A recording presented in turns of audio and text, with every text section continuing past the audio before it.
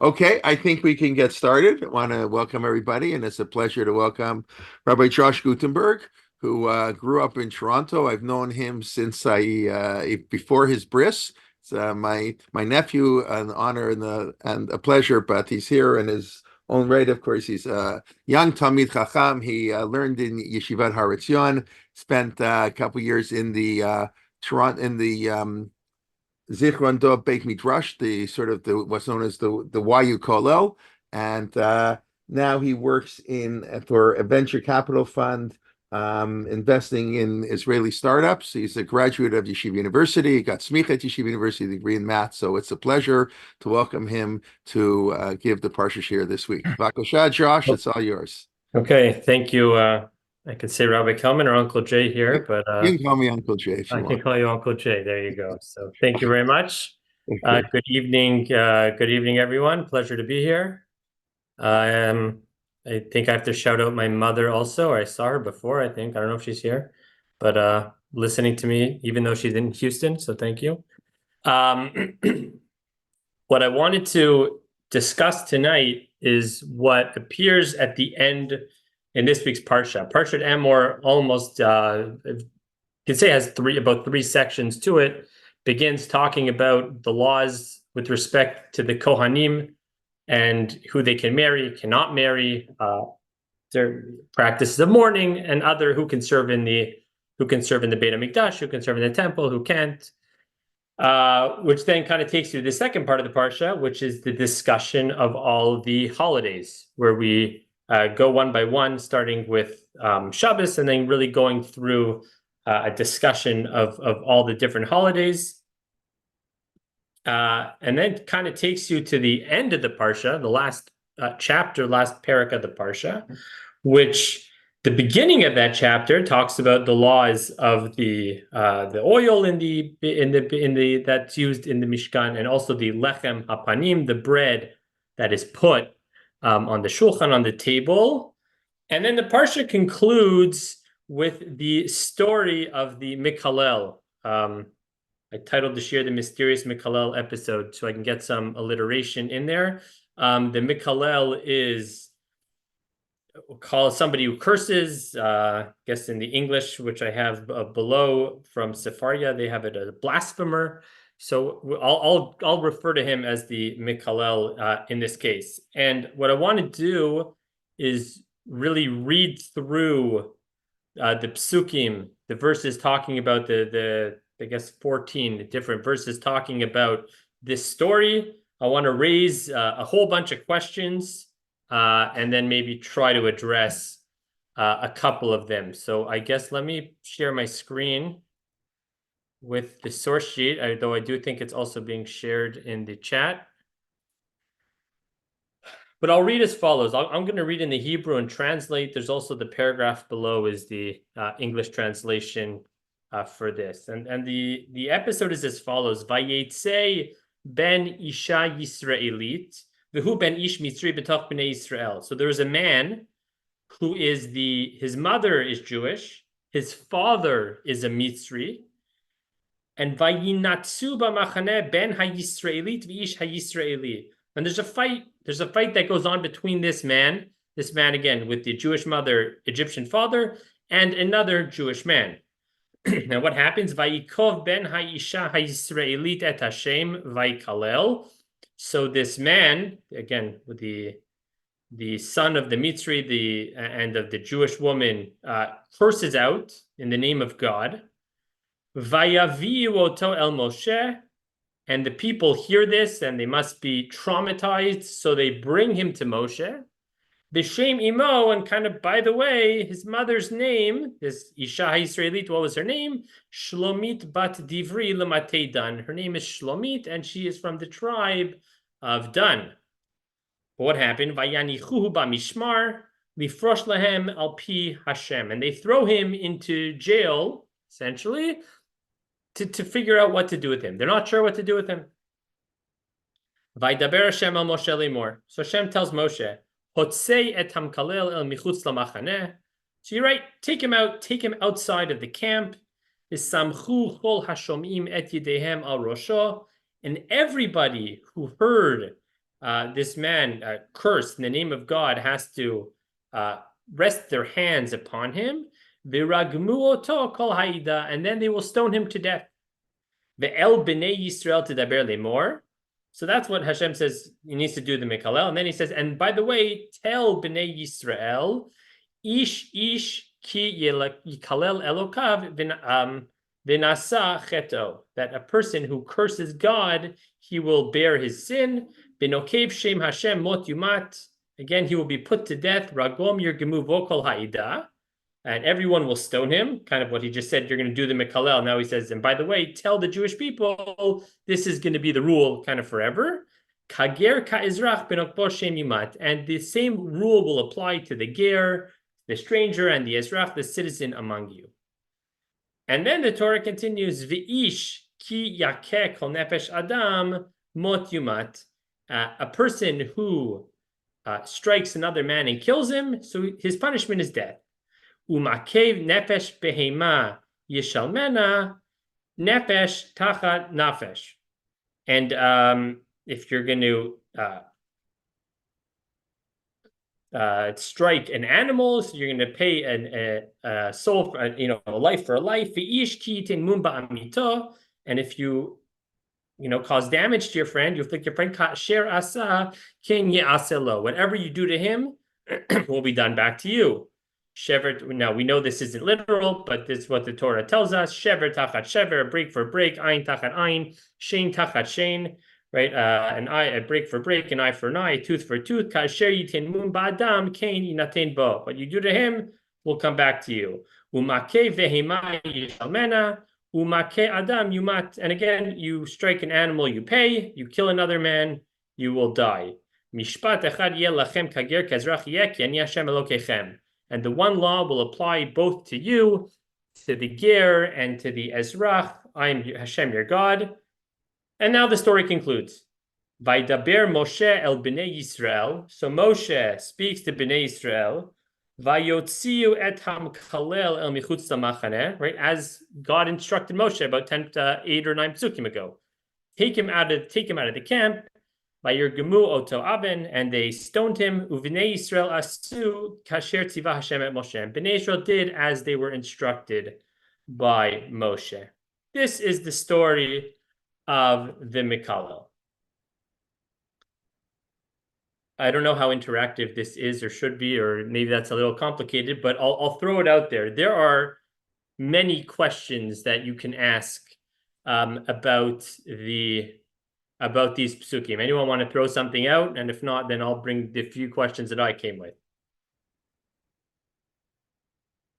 Okay, so I'll start with some more minute ones, and then we'll go bigger picture. First of all, what's strange is, who are these people?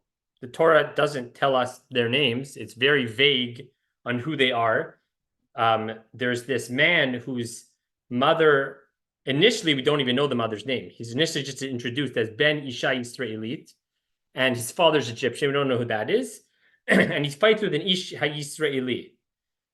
But again, and then it goes on and it talks about this being the Ben Isha Yisraelit, and then it concludes telling us, oh yeah, by the way, the mother's name is Shlomit Bat Yivri L'Matei Dan. So what's the focus? Question one, I'd say, why the focus on the lineage here? Why is that important?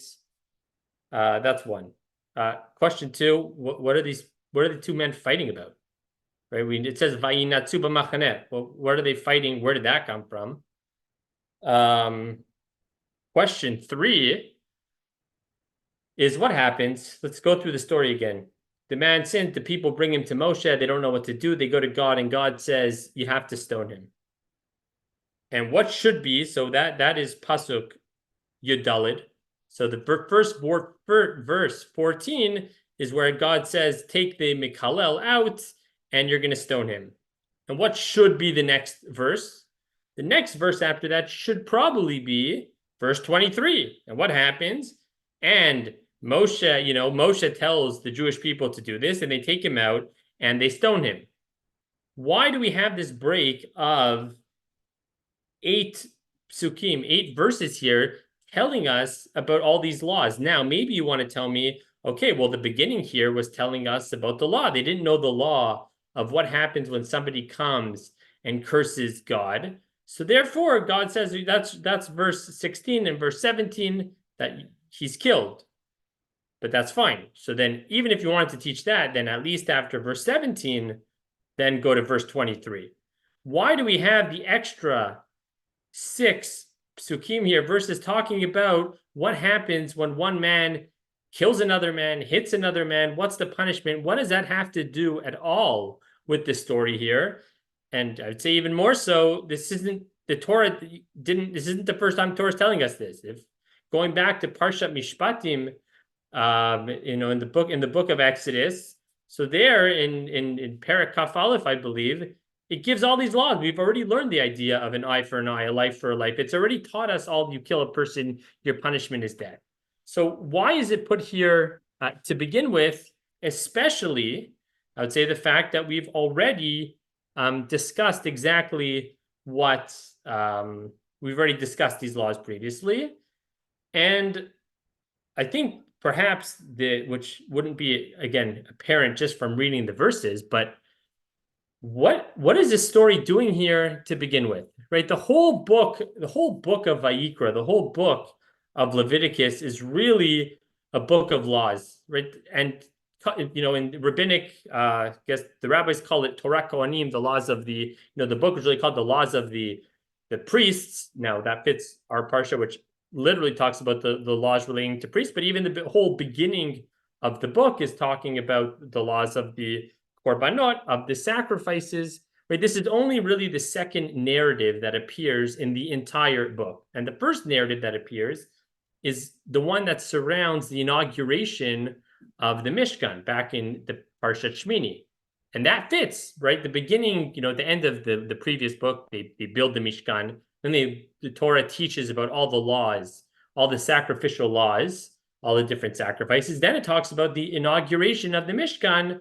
And then it talks there about what happened, talks about so there's been a narrative in terms of what was done to inaugurate the Mishkan, and then the whole story with Nadav and Avihu.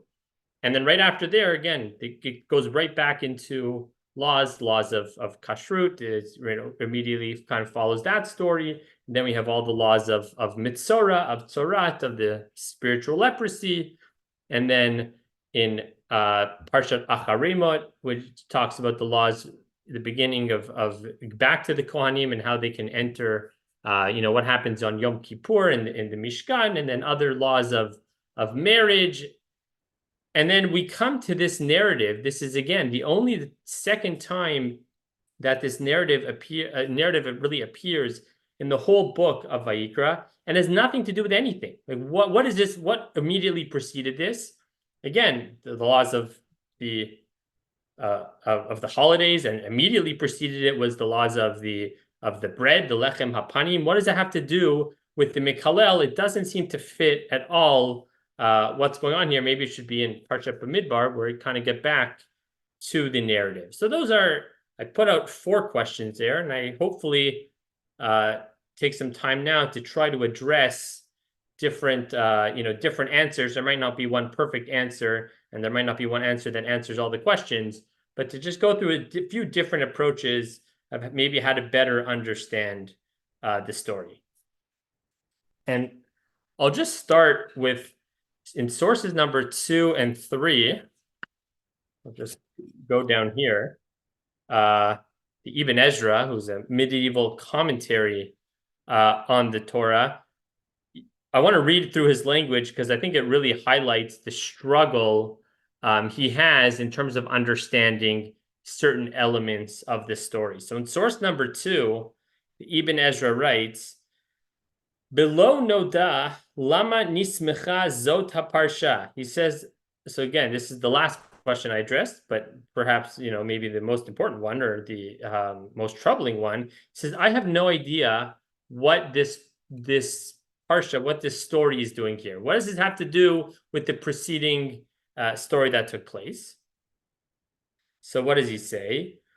Ulai diber hamikalel dvarim asher lokein ba'avur halechem v'hashemen v'hakorbanot.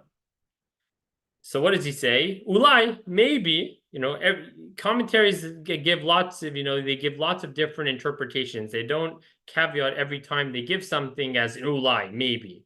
But here it's ulai, again, he seems to be very troubled.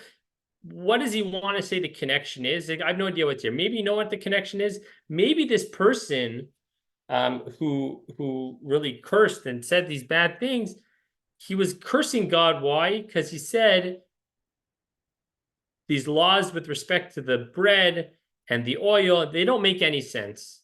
So he's almost upset about hearing about all these laws, and he takes out his anger and curses God as a result. That's the best that the Ibn Ezra can kind of come up with in trying to understand what it's doing here.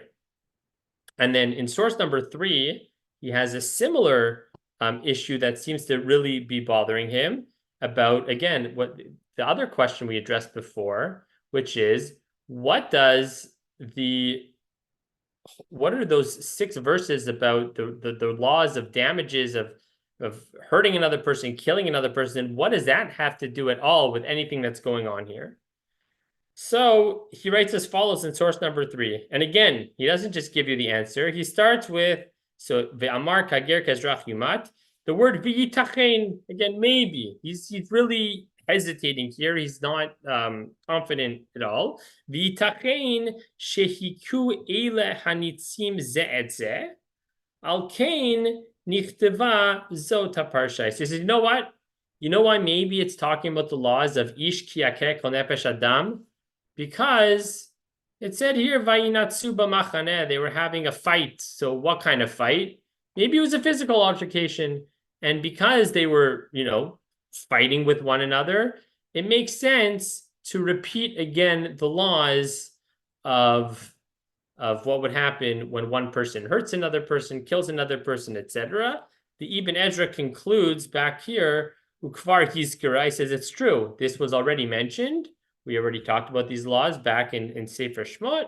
Barak Hosif Kager Ha'ezrach Yihiyeh. What one element is a little bit unique here, new, this whole idea that these laws apply to the Ger and the Ezrach.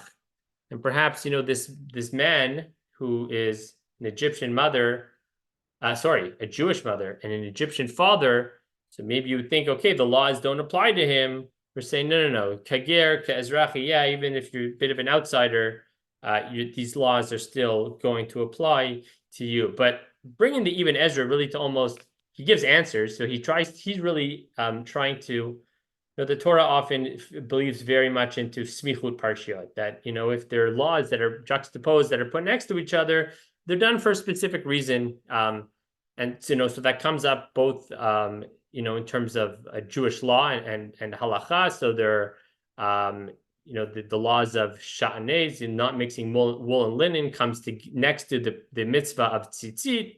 So it tells us that you generally can't wear wool and linen unless you're actually keeping it's to observe the mitzvah of tzitzit, then you could. There are other times in the Torah, for example, in the beginning of Parshat Kitetse. Beginning of Parshat Kitetse tells us about the laws of the woman who's taken captive. And if you want to marry her, what you have to do, she has to cut her nails, essentially make herself, she has to make herself unattractive. And if you still want to marry her, then you would. The Parsha following that talks about if you have 2 wives and you don't like, if you hate one of your wives, and the Bechor, the firstborn, comes from one you don't like, he still has to be the Bechor. And the section after that talks about the Ben Sorer Remore, the wayward child. So the rabbis say, why do those 3 come next to each other? Because if you marry the woman from the battlefield, you'll end up hating her and you'll have a child that's bad. So Ibn Ezra is almost stuck with saying that. He says, why does this come here? I have no idea why it comes here. Everything has to fit each other. So this part comes because obviously it's connected to the Lechem Apanim, and maybe he was making fun of that, and that's why it appears here. And then why do we have this whole section in the middle? Because obviously when they were fighting, when they're fighting, it was physical. That's what he's stuck with. But you can see again with his answers that the Ulai Yitachein is really not confident in what exactly is going on here. just to give, just to read, I want to skip ahead a little bit in the source sheet, but to give a little more, maybe a couple more answers, or to give a little more background to what's going on here. So if you look in Rashi in source number 6, that's what I brought here. So Vayetze ben Isha HaYisrael, ben Isha Yisraelit. So he says, Mehechan Yatza. He's troubled, and some of the commentators talk about the word vayetze, right? What is it? Vayetze, how this whole section starts, means he left. Left where? Doesn't say where he left from. It says vayetze, he went out betoch bnei Israel, so he went towards the Jewish people, but it doesn't really say where he left from. So he offers here, and he's basing these on the Midrash on 3 different answers. And you'll see how different they are and how each one of the answers could potentially address some of the problems in the story, but none of them really address all of them. So answer number 1, Mehechan Yatsa Rabbi Levi Omer, that Hey shouldn't be here, Me'olamo Yatsa. He left his world. Now, leaving his world either means, he was good and now he left and he's not so good, or maybe it's literally meaning he ended up dying. So Me'olamo, literally from this world he left. That's answer number 1.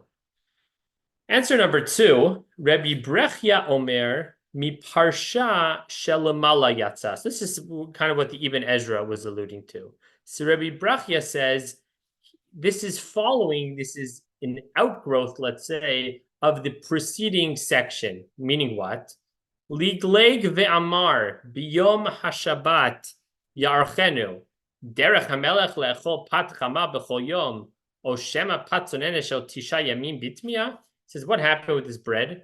This bread was left on the table for, he's saying 9 days, and only then it was eaten. He says, that's the way you treat your king, right? The bread, the king should have fresh bread every single day. You want to leave the same bread on there for 9 days, and that's what you're giving? So when it talks about making a mockery, of the previous, what the Ibn Ezra said here. He said, maybe he was talking about Bavur Alechem Hashem Korban. No, this is what it's referring to. He's making fun of that halacha. So where does the story come from? So again, it's come from the fact that he left. He was upset, outraged, disappointed by the laws with respect to Lechem Apanim, and therefore he went out and cursed God. And then thirdly, Umatnita Amra mi beit dino shel Moshe yatsa mechuyav. What does it mean he left? He left the court of Moshe, mechuyav, as he was guilty. What does it mean, guilty? What do you want to do? Bali ta oholo betoch machaneh Dan. He said, well, my father's Egyptian, so I don't have any lineage through my father, but my mother is from the tribe of Dan. So he thought, okay, I'm going to join together with the tribe of Dan. Amrulo, they said to him, no, Mativach lekan, get out of here. Well, you have no connection here. Why? Because when it comes to, well, it says Amar lahem. He says, what do you mean? Mipnei Dan ani. I'm from the tribe of Dan. Why? Of course I can stay here. Amrulo, they say to him, no. Ish al diglo beotot leveit avotam ktiv. When it talks about how the Jewish people, how they camp, it's leveit avotam. It follows the father, not the mother. So it's true, your mother's from Dan. Your father has no place here. He's Egyptian. Get out of here. We're not giving you up. You can't be part of us.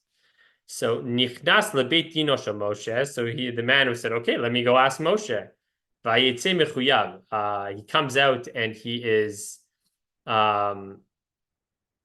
again guilty, meaning he's found he's not allowed to go there. Amad ve'gadaf. That's when he gets up, and that's when he curses out at God.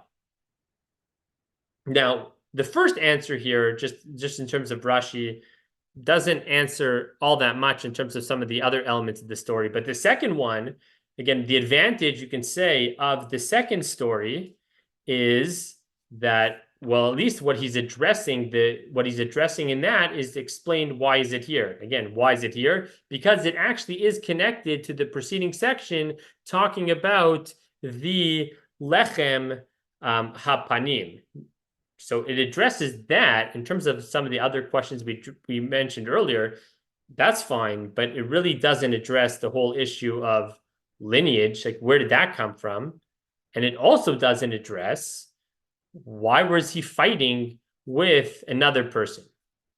So this kind of addresses the second opinion here in terms of the connecting it to the lechem hapanim addresses one issue. Now also something I didn't mention before. What does it mean, Mikalel? What did he curse? And there's really two options here. It's either you can say he cursed God himself, he was mad at God and cursed God, or he cursed another person in the name of God. I mean, he used God to really lash out at somebody else, not that he was lashing out at God himself. So again, that distinction you can also see here between the second and third opinion that Rashi quotes. And in this opinion here, where he says he's making fun of the lechem hapanim, he's making fun of that law as God should have fresh bread.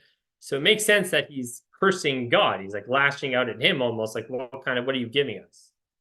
Now, in answer number 3, so he says, there's a more bigger story around this. The whole story of, well, the person, he thought he was part of Dan. So this actually answers quite a few questions, and you can see maybe why the Midrash comes to this. First of all, it addresses what's the whole story of the lineage. He's an Egyptian father, he has a Jewish mother. Why do we care about all that? Well, actually, we care very much because the issue at hand is, well, okay, so this person's in a complicated situation. Where's he going to camp? How does he fit into the Jewish people?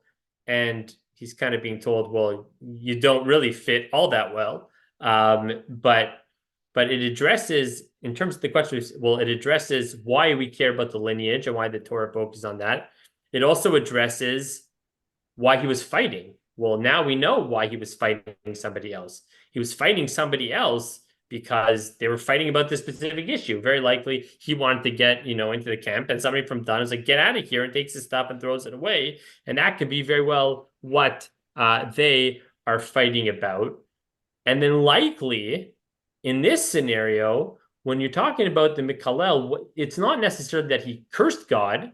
It's that he cursed this person. He was fighting now, was fighting with another person, with the Ish HaYisraeli, and he cursed this other person using the name of God. So in Rashi's interpretation here, he is definitely addressing some of the issues. And again, the different answers address some different issues, right? The challenge, you can say, in this answer about the whole fight being over the encampment is where to go is, what is it doing here? That doesn't address that issue, meaning why is it doing here? If anything, where should it go? Put it in the beginning of Sefer Bamidbar, where it talks about how the Jewish people camped. And then this is a story that kind of came, was related to that. So each answer, that's what I kind of said before, you're not going to have a full answer that's necessarily going to address all the issues, but each one addresses a couple. There's a lot more. The commentaries, every commentary is bothered, and there's many interpretations for how to go here. But what I want to continue with here is to maybe get a bit of a better appreciation for the story, is to look at I'll call two parallel stories that appear elsewhere in the Torah. And then when we can compare those parallel stories to what's going on here, it can maybe give us a bit of an added appreciation for what's happening here. Now, the most obvious, anyone want to jump in? What's the most obvious story that really is very similar to the story of the Mikhalel? It's almost a similar word. It's the story of Mikoshesh. the Mikoshesh Eitzim, exactly. It's the story of the Mikoshesh Eitzim, the person who gathers trees on Shabbos, and that is the story that appears at the end of, towards the end of Parshat Shlach, in the 15th chapter of Bamidbar. And source number 4 here. So I want to again read through this story, and I think it will be quite obvious to see all the parallels between the Mikoshesh and the Mikalel.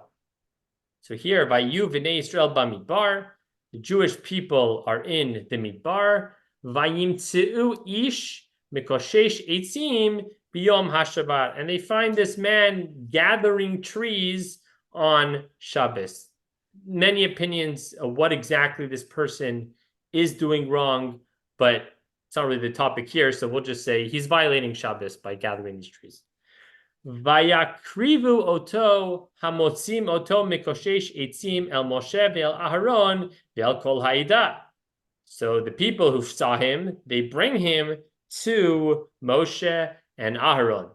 Vayanichu oto b'mishmar. They put him into jail. Ki lo forash ma yaselo, because they don't really know what to do with him. Vayomer Hashem el Moshe mot yumat ha'ish. So Hashem tells Moshe he should be put to death. Ragom oto ba'avanim kol ha'ida michutz lamachaneh. Everybody should stone him. What's the final concluding verse?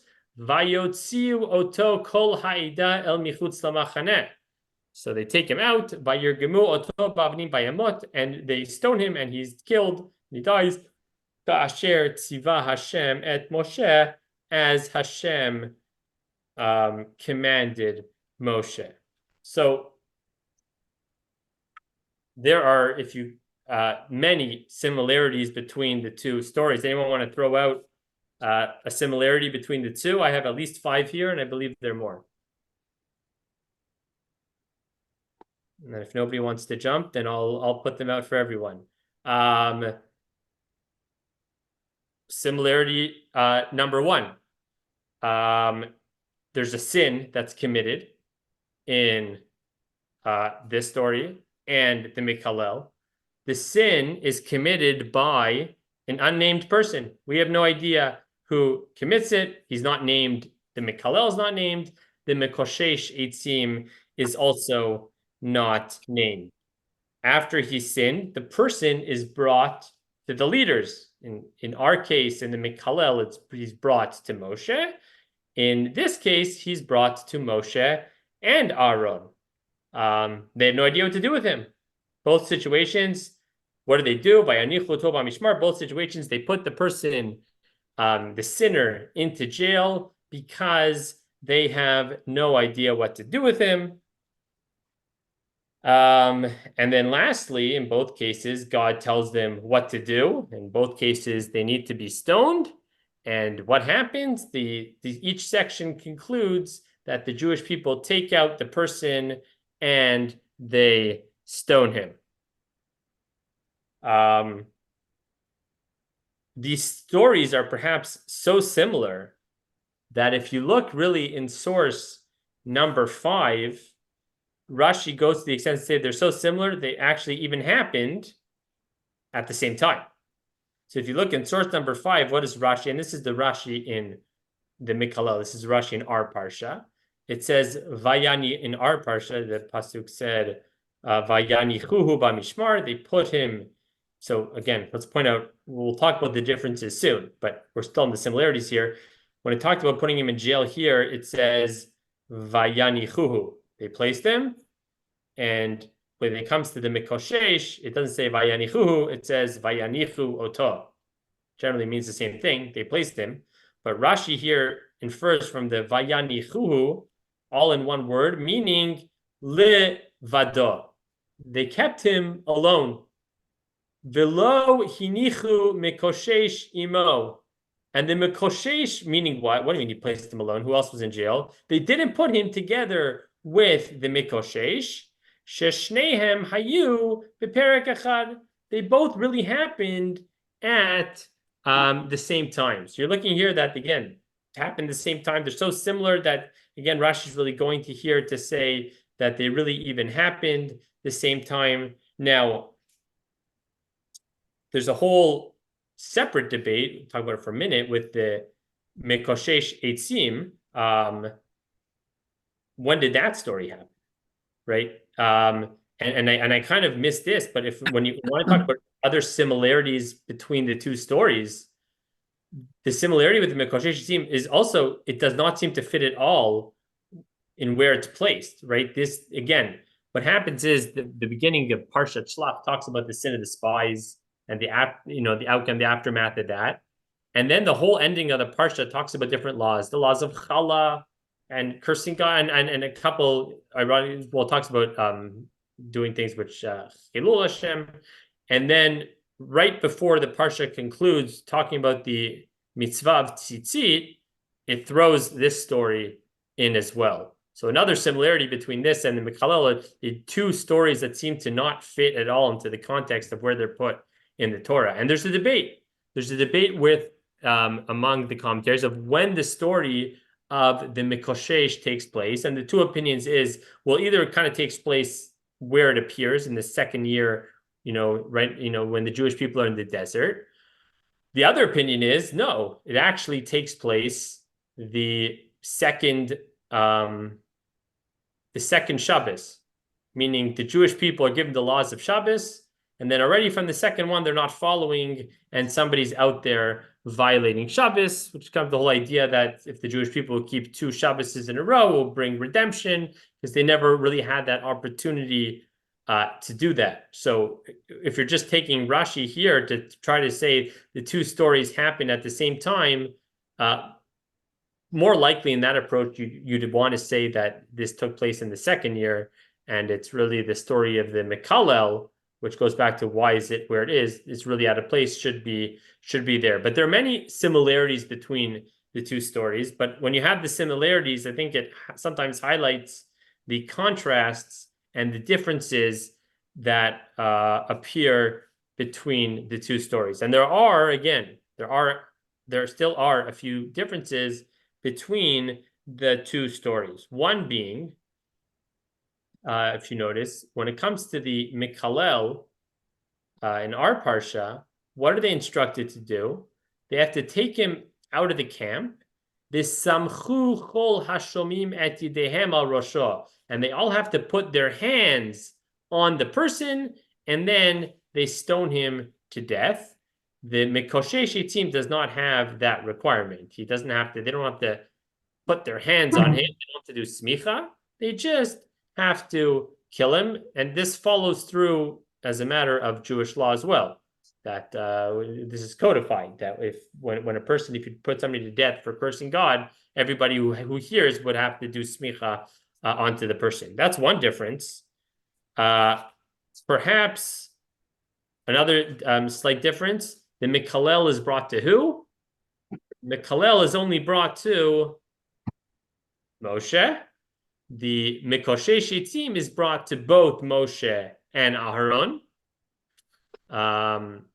Another distinction, which is why do they put them in prison in the Mishmar?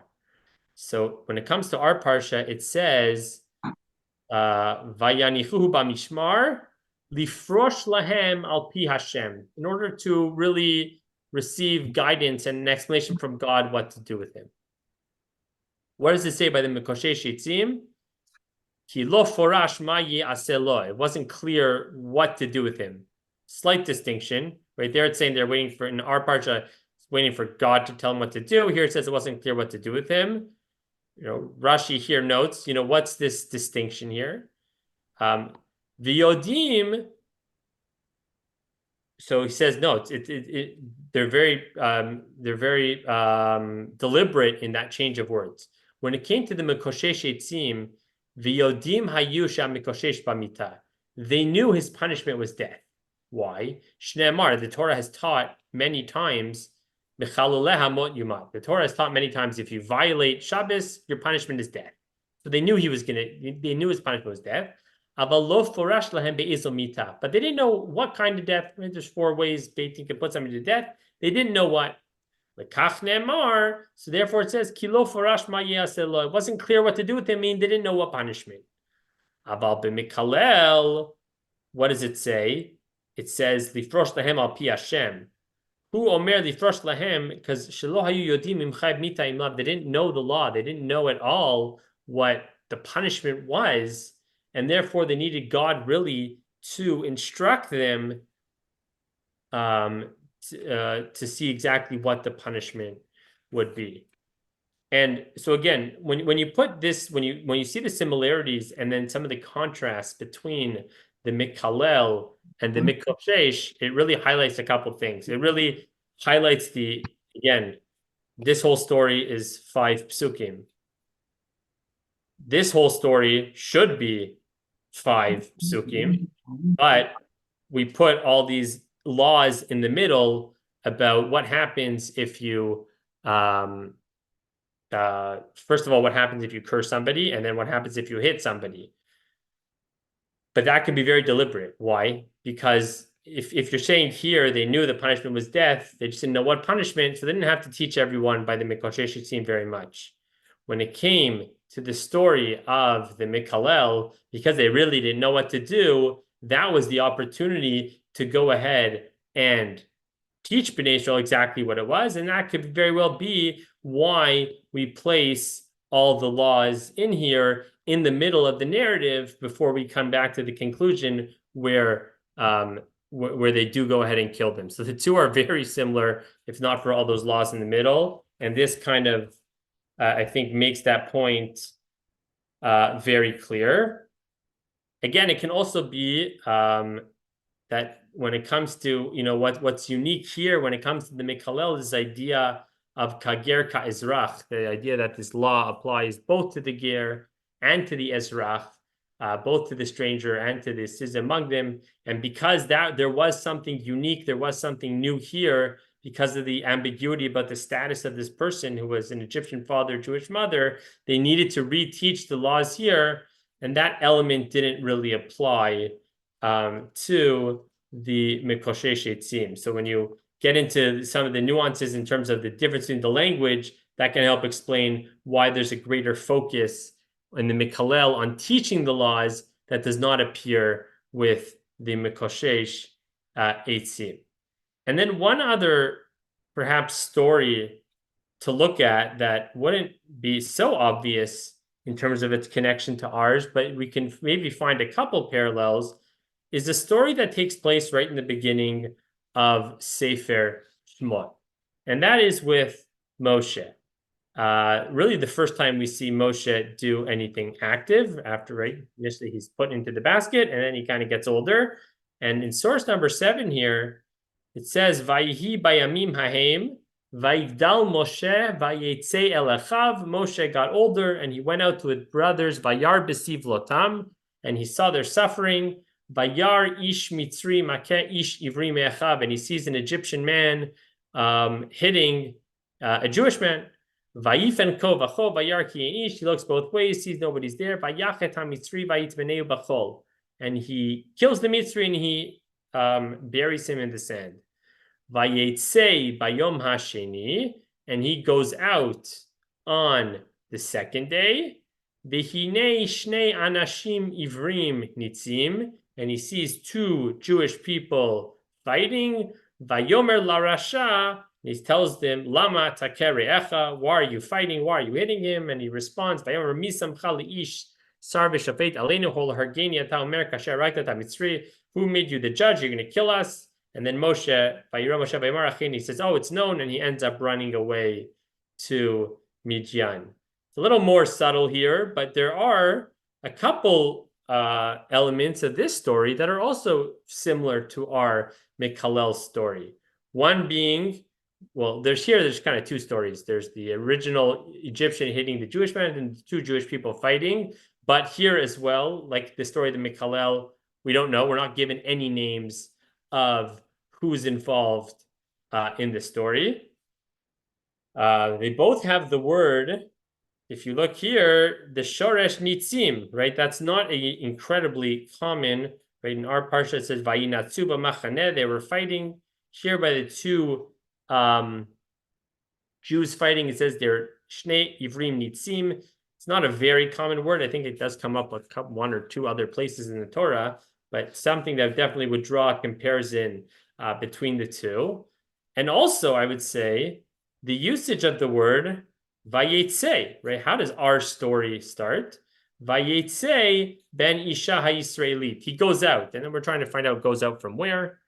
And that same verb of vayetze appears twice here, both when Moshe, the first time he goes out, vayetze el achav, he goes to see what's going on with his his brethren, and he sees one being hit, and he needs to take action and kill him. And then he goes out again, and he sees two people fighting, and he needs to take action. He doesn't really stand for it. And I would say, what I would really get out from here is the contrast that you see. You could say painting the Mikhalel in bad light. I don't even do that, but maybe, better yet, pointing the contrast here really shows Moshe's greatness as a leader and what he stands for. The fact that it's comparing, you see here, Vayetze, both times Moshe goes out, it's to support, it's to ensure everything is good, it's to make sure to save everyone. In the case of the Mikhalel, Vayetze is the exact opposite.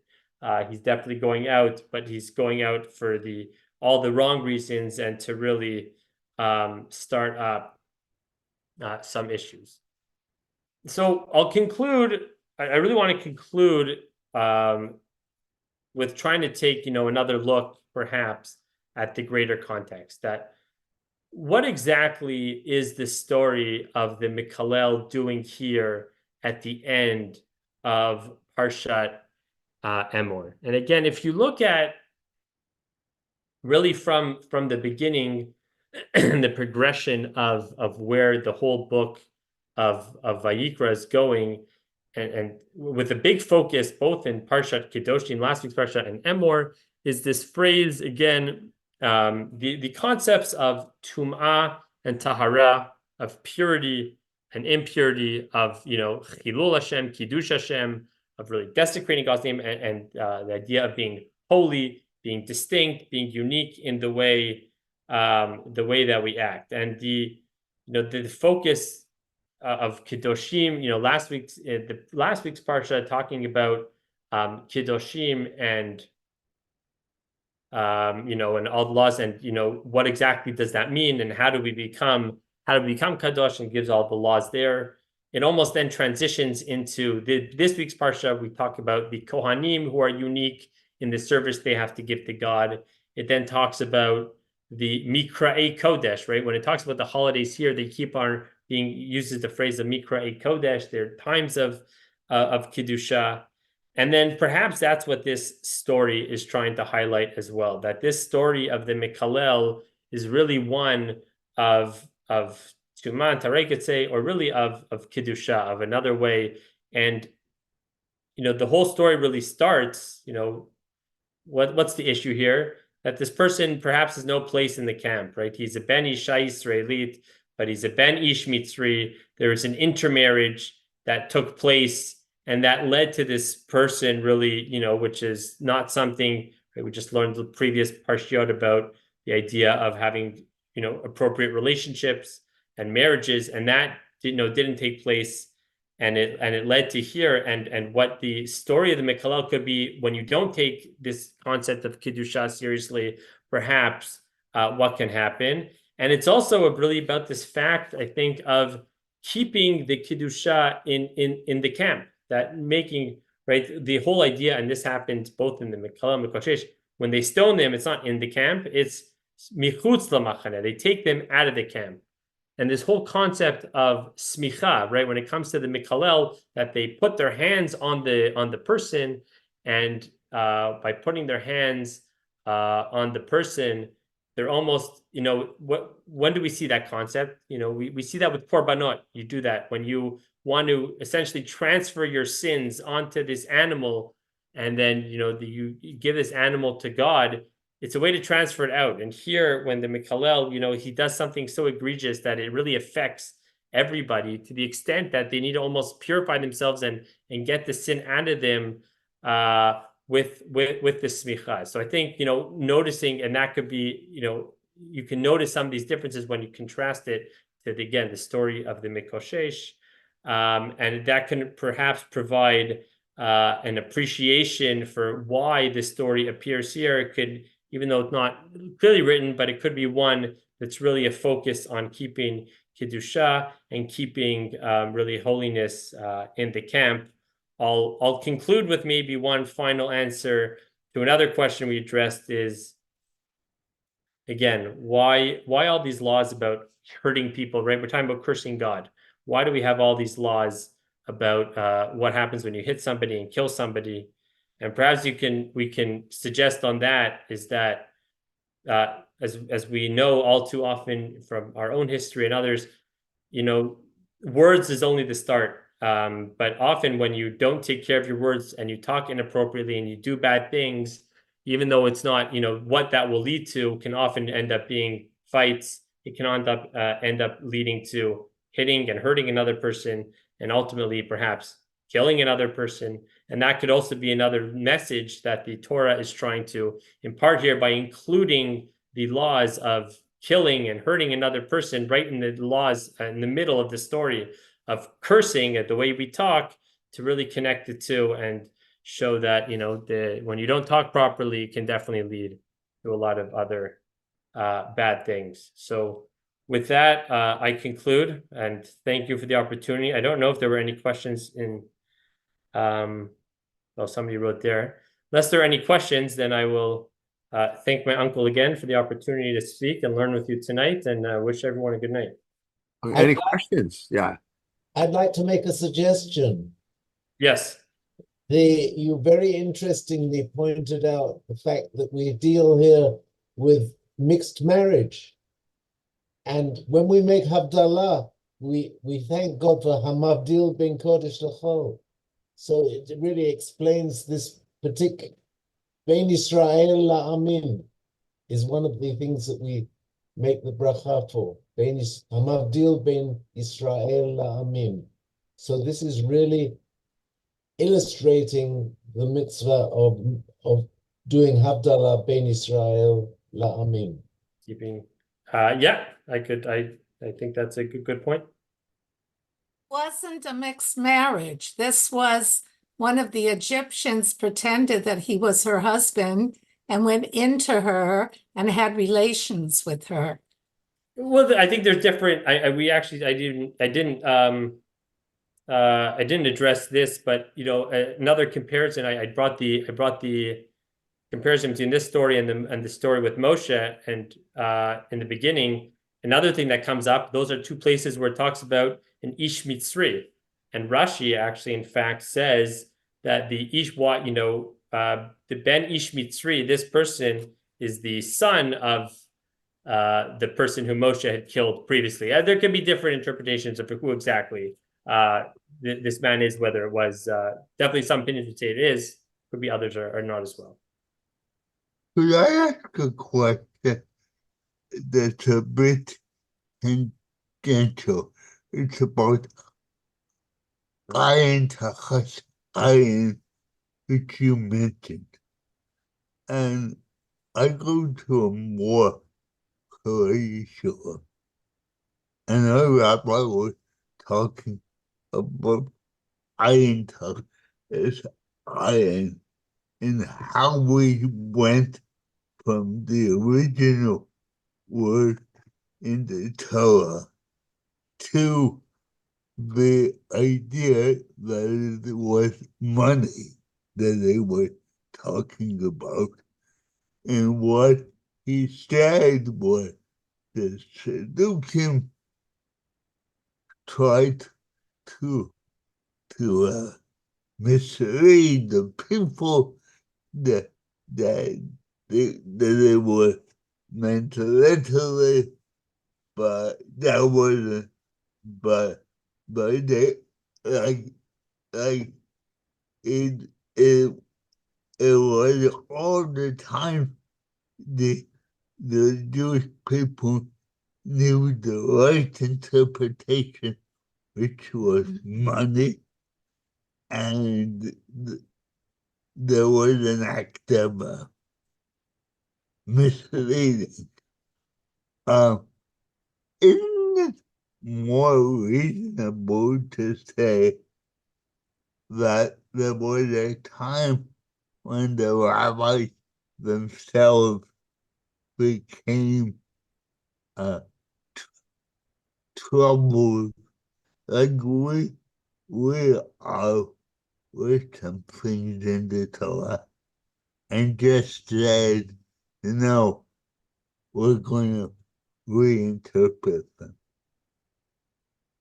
No, I don't think there was ever, I don't think you'd have to say it's easier. I mean, the Torah, I think maybe Uncle Jay, you can correct me, but I think the Rav is quoted in saying, in terms of ayin tachat ayin, if it never meant that, why write that? Meaning it would be much easier to say, pay money. Why would you write it? I think what you get out of writing it literally, even though the interpretation was always to mean money, I think was to show us almost a sense of seriousness, to show how serious you should take it. That no, you should really view it as an eye for an eye. Now, it doesn't mean literally you're going to take out your eye, but when you think of doing that to somebody else, and you should do it with, you should keep in mind how serious, and a sin almost it is by doing that.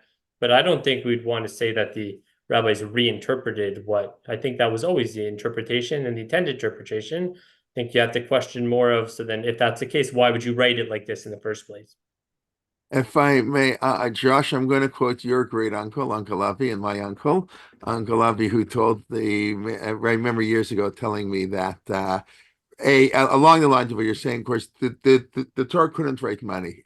How can you write that you poke out somebody's eye, you pay money? If it's in $10 million, it's like that would be almost a disgrace to say such a thing. So the Torah can never say that. And B, the Torah is basically saying there's no way to pay back an eye for an eye. In other words, the Torah writes an eye for an eye, and then they're saying, no, it means money. It means you can't really pay back. All right, you give money because you have to do something, but it's not really an atonement. Although Marty, I do think the Rashbam, if I'm not mistaken, does say the pshat of the pasuk does mean an eye for an eye. In other words, the Torah meant an eye for an eye, but as the Rashbam often does, he will say that the halacha does not follow the pshat in the pasuk. But that's for Marty Lukshin, so the classes we had with him to explain how that works, why the Rashbam will often say that it really means a. That's what the simple meaning of the Torah is. But in legal practice, we don't follow that. So if I figure, since we want to quote the uncles, we'll add that in. So Marty, I hope that answers a little bit. But yes, the traditional approach is it had always meant money, and like Josh says. So then why not write it? All right, anybody else? I can't have the last word. Josh has to have the last word. No, I said thank you, and everyone should have a good night and a good Shabbos. Okay, thank you very much. Okay, next week, Rebecca Winter, another Torontonian, who's not living here, but also grew up in Toronto, will be giving the Parsha Shir. Of course, my Shir, please God, tomorrow morning at 9:15, starting at Tagi Board on the second brach of the Shmon Esrei. Menachem Leibtag, of course, Sunday morning at 11:15, and Benny Gesundheit, after a few weeks hiatus, because all the Sundays had all kinds of things going on, will start continue his Shir in Tehillim. Be'ivrit, that will be at 1:00 on Sunday, and then we'll have all our regular shirim during the rest of the week. Mark Shapiro will be back, and Chaim Angel, and Moshe Shulman, etc., Natty Helfgott. So we look forward, Rabbi Slifkin, we look forward to seeing you all, and everybody should be well. We should hear good news, B'sarat Tovat, and thank you, Josh, and Laila Tov. Okay. Shabbat Shalom. Laila Tov. Laila Tov. Thank you.